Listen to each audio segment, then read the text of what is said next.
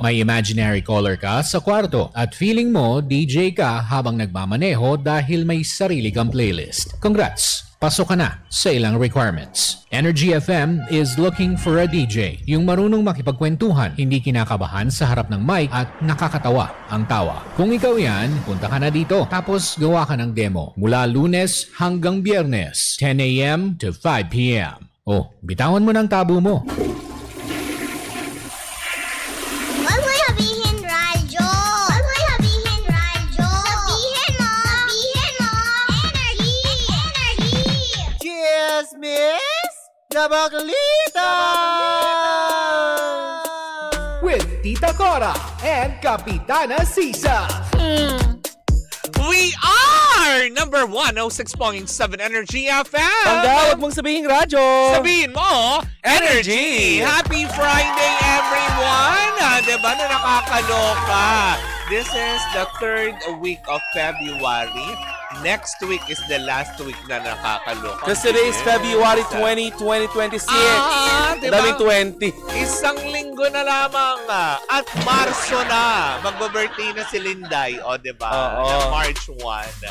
Diba? Anyways, good morning sa ating mga panggana. Patuloy pa rin po nakatutok sa Energy FM. Ako po si Kapitana Sisa. At ako naman po si Tita Cora. At ito na ang Baglita sa Hello po sa inyong lahat.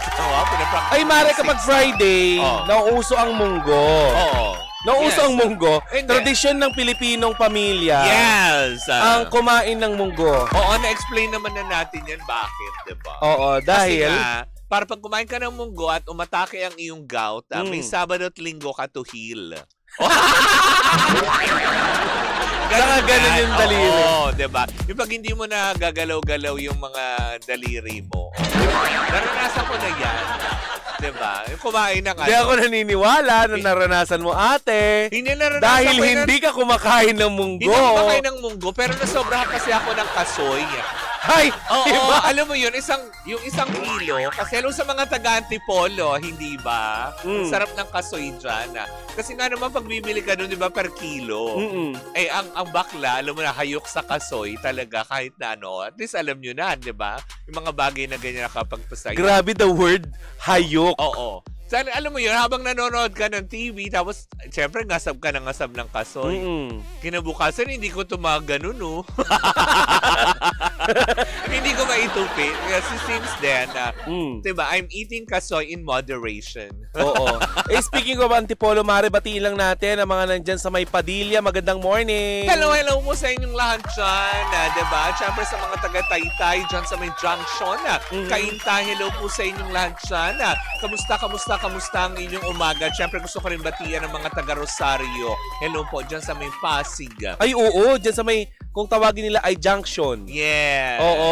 Sa junction doon na yan sa ano eh. Pababa ng tulay. Kumbaga Malapit parang- doon sa Victor. Yes. Keme, oh. Diba? Hello po sa inyong lahat dyan. Kamusta kayo? At syempre sa mga taga-pinagbuhatan ng Pasig City. Hello po sa inyong lahat. At syempre sa aking ultimate crush na mayor, Mayor Vico. Ganon. Ano yung mga karakteristik ni Mayor Vico na gustong-gusto mo? Lalaki. O, diba? Gusto ko yung mga ganong itsura eh. Oo naman, dahil kung babae si Mayor Vico, hindi mo yun magugustuhan. Tsaka diba, isa rin sa ideal ko yung mga ganon, yung medyo talagang manly, parang Masarap din minsan yung yung lalaking parang, ano, yung no? parang kapag ka nakita ka lang niya, 'di ba? Na parang tipong pag Simpatiko. niyakap ka niya ng gusto, ayaw mo nang kumalas, ganon. Ay! Hindi kita kaya. Hindi, bakit ba? Basta hello po, Mayor. Oo. I love you. Yan. Oo. Na nakakaloka. Hindi kita kaya sakyan. Sa ganun. Hindi, bakit ba? Baka nakikinig siya, baka may nakikinig na staff niya. Pakisabi po, mahal Ay, ko po siya. malabo. Diba? Oh. Medyo mahigpit sila sa Pasig eh. Bakit? Kapag nagtatrabaho ka sa loob ng City Hall, kailangan focus kayo sa work. Yun ang ano niya. Hindi ako Alam mo, narinig naniniwala. ko din. May mga empleyadong patakas na nakaganyan. Hindi, kasi may empleyado kong kaibigan dyan na naging intern natin dito. Talaga? Yes, ang sabi Oh. niya, alam mo kapag trabaho talaga. Pero sobrang appreciative ni Mayor Vico Oo. sa lahat ng mga ano niya, ng mga employees niya. Talaga? Sa loob. Actually, hindi nga niya tinatawag na employees Oo. ni Mayor eh. Ano? Empleyado ng bayan ng Pasig. ng lungsod ng Pasig. Ganun pala. Oo, mga lingkod bayan. Oo, diba? Anyways, Yun, na nakakaloka. Basta yun lang. Kung meron man magpaparating kay Mayor Vico ng aking mensahe, diba? Kung bawal akala ko naman ang focus natin yung munggo talagang, yung kalandian mo talaga ang ginagawa natin. Ay, hindi, wala lang. Gusto Ano ko bang lang- pinopromote natin kasi dito? Wala. Love. Yan. Pagmamahal.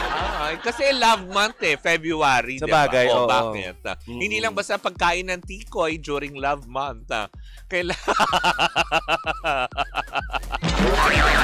Ano pa ba yung mga kinakain kapag love month? Bukod sa tikoy, Oh. itlog. Ay, oo. Kasi nilalagay yung sa tikoy, diba? Alam mo, Ang tikoy hindi kompleto pag walang itlog. lahat talaga ng tea na pagkain, masarap parisan ng itlog. Tinapay. Hindi itlog. Hindi. Sana nasa isang page tayo, di ba? Oo man, sabi mo, ang mga pagkain nagsisimula sa tea, diba? Oo. Tinapay, ano pa ba? Tinapay. Talong, nilalagyan din niya ng... Itlog. Oo, pag tinotorta o ano. O, diba? Ano pa ba? Tinapa. Tapos Itlog? naternuhan mo ng pritong itlog. Oo. Itlog maalat. Pwede na may Sa kamatis. kamatis. Yes. Oh my Ay! God, ginugutom na naman. Oo. Ano In ba? fairness. Yung hotdog. May itlog, oo. Mm-mm. Diba? Kasi terno yan sa umaga talaga. Sabi nila, asan lang tea sa hotdog? Tender juicy. Akala nyo Nailusot. May tea pa rin nun sa hotdog, diba? Oh, nasa gitna nga H-O-T. Oo. Tapos D-O-G. O, di Oh, ba gitnang-gitna yung yes. tea ng hotdog? Anong Oh, diba? Hindi, totoo. Diba? Oh, nasa ang letter T sa hotdog. Diba nasa gitna? tuyo? Oh. Pumor tayo. Baka kung ano ba sabi ko? Kilala mo ko. Ano Diba? ba yung mga tea na masarap kainin ngayong Valentine's? Itong, tinola. Month of Heart, ha? Tinola. Tinola, ang sarap. Tinolang Oo. manok. Diba? Anong nilalagay mo sa tinola? Sayote kami. Ayaw mo ng papaya. Ayaw ko. Talaga. Di ba nakakalambot yun? Tsaka nakakawala ng gana. Uy, sabi nga nila. Nakakawala daw ng Elia Marie. Di ba? So, Pag gusto mo talaga na alam mo yun, pagka medyo in-hit ka, kumain kang papay. aso kami. Make me water. Ganon. Hindi totoo, nakakawala nga ng Elia Marie. Oo. Diba? Ang pagkain ng papaya. Naranasan mo ba yan talaga? Oo. Talaga? Paano mo nasabing nawalan ka ng Elia Marie? Ay parang nawalan ako ng gana. Kasi nga naman, pangit. Siya yung mukhang Oo. Sabi ko, yung katagpuan mo, mukhang loob ng papaya. hindi mo nga lamok diba? Wow! Wow, Alvin Aragon. Righteous. Oo. Hindi naman, kahit pangit tayo, wag naman din tayo. Choosy naman din Uy, walang tayo. ginawa ang Diyos na pangit. Oo, hindi nga lang kaayaya, ganon. Ay, na-restrict ka na naman. Bakit? Kasi nalalait ka. Ay, ganun ba yun? Sorry.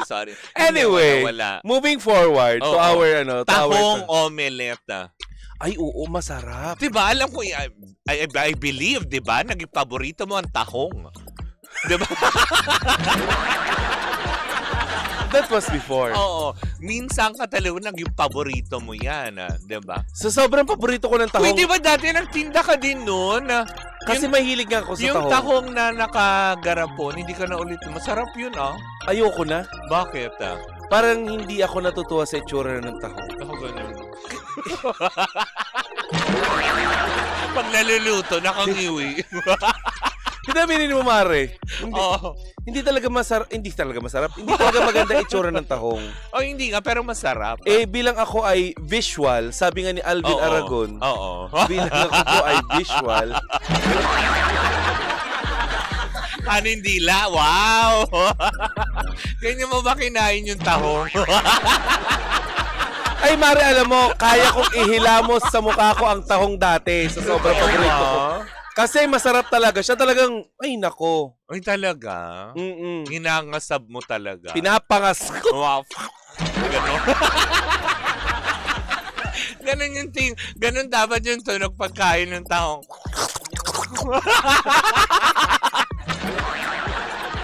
Ngayon hindi na, Mare. Kasi Ang parang tawag doon, Lululemon, ganon.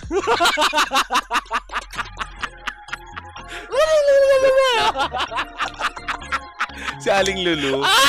Kasi ang tunog ng pangalan niya ay Lulu.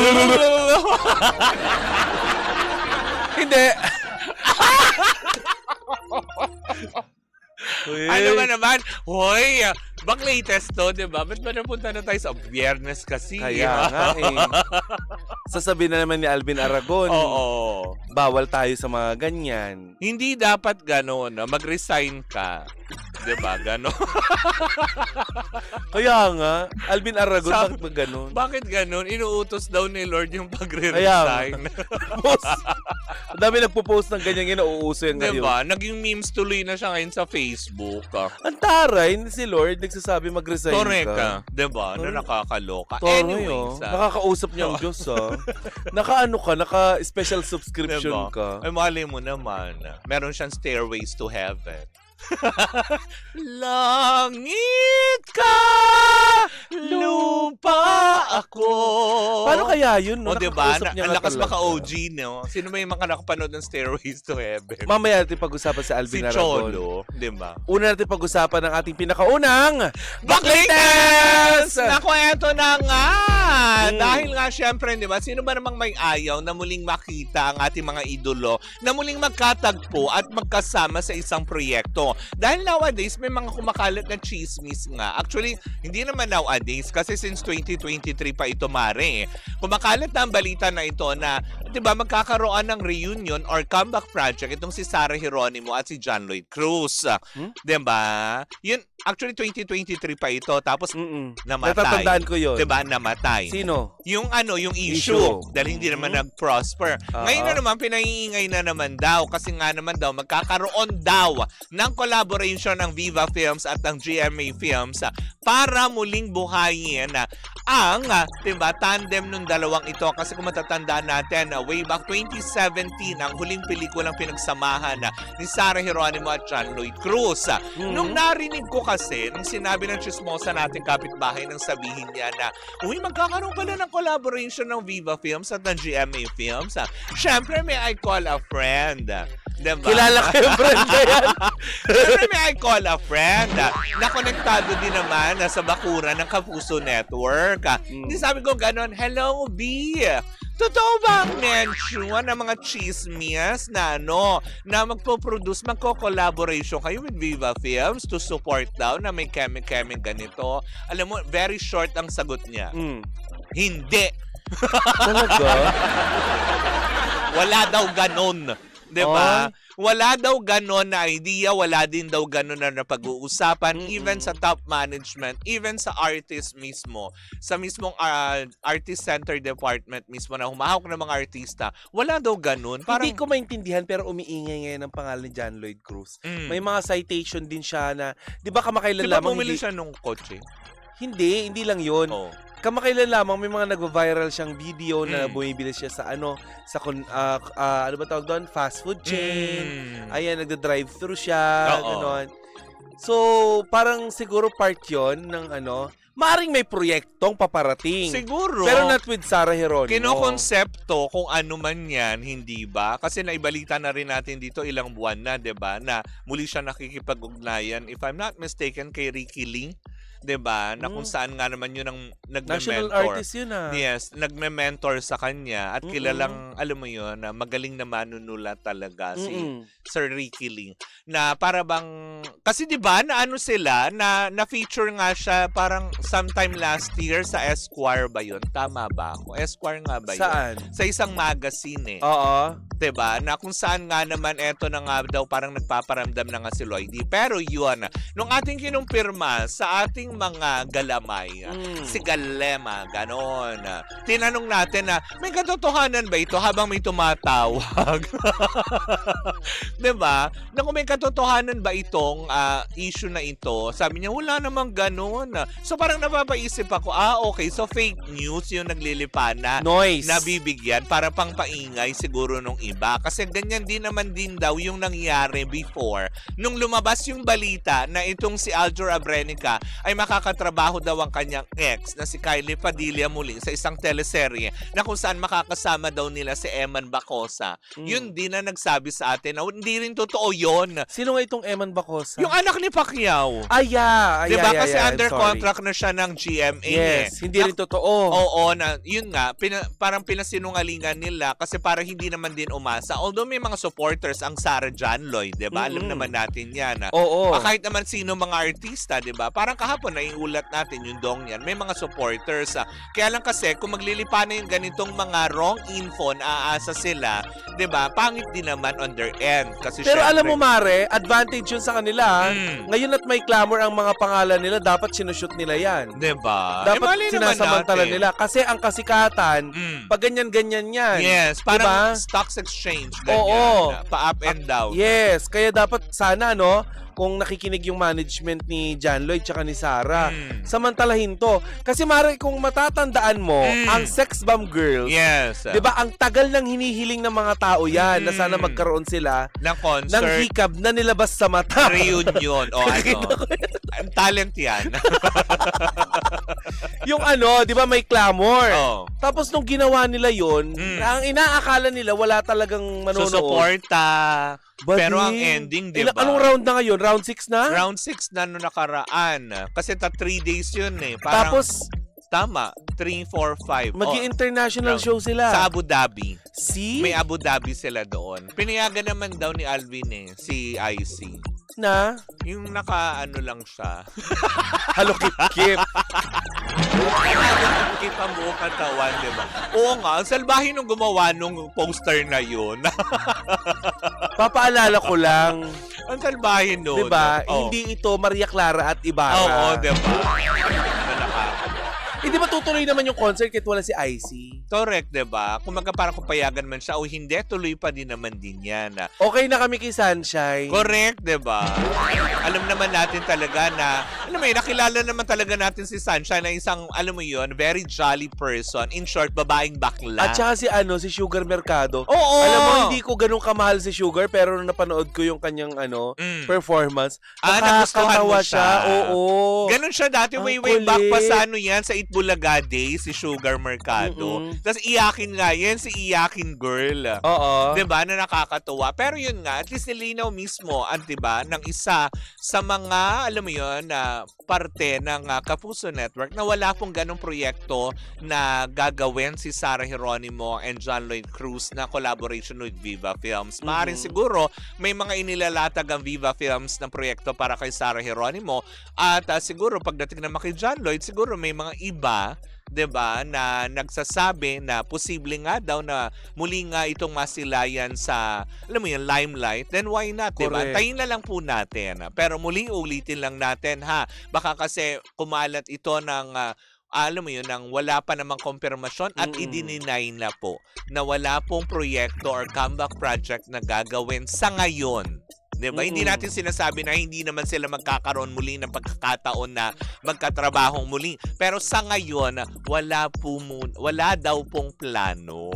O, yun, at least klaro. Diba? Uy, at least at least nagsasurface yung kanilang pangalan. Correct, diba? Kung sino... Doon tayo magpapasalamat. Mm. Ngayon, Mare, habang ngayon nag-uusap tayo, napapaisip ako, nasan si Fiang? Parang hindi ko na naman naririnig ang pangalan ni Fiang at saka ni JM. Busy. No? Nasa ano sila, parang may ginagawa May yata ginagawa silang kaya. ano. kababalag, charot. Eme lang.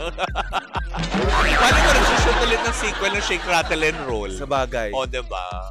May mga ganyan. Kasi napatunayan naman ng dalawa na ang gagaling nilang umarte, diba? Paano yung sigaw ni Fiang? Oh! Ganon.